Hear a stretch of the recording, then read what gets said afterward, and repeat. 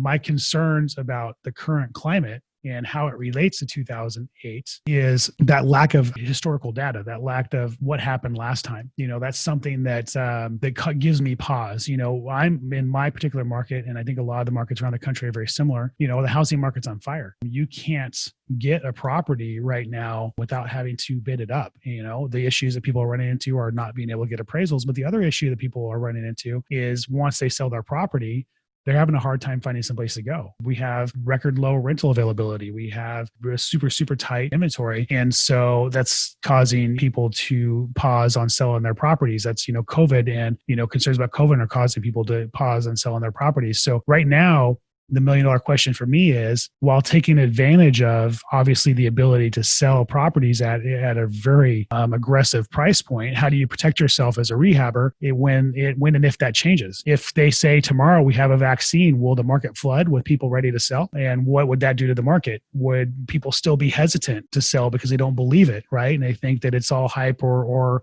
bull. So there's so many questions right now for me. And that's really my underlying concern is there isn't solid information to really make a decision on long term. We don't know what governments are going to do to prop up the economy long term. We don't know what the effects of all the money that's being pulled out of the economy by businesses struggling. We don't know what the effects are going to be on commercial right now. I know Chris has not, works from home at this point in time, had an office at one point and doesn't now. We're actually going virtual in our organization, and I no longer need a 3,000 square foot office. So I may be at least downsizing my office, if not going 100% virtual. What kind of effects and impact is that going to be on the commercial market? And then how is that going to unfold into other markets? So for me, there's a lot of questions. And so my biggest strategy at this point in time is just protect my downside. I am preparing for the worst constantly and hoping for the best. And right now, it looks like preparing for the worst may not happen, but we still have a lot of things to unfold before us. California being one of the first states to lock down is now just recently, within the last couple of days, made it harder to reopen. Originally, we had to hit, I think it was like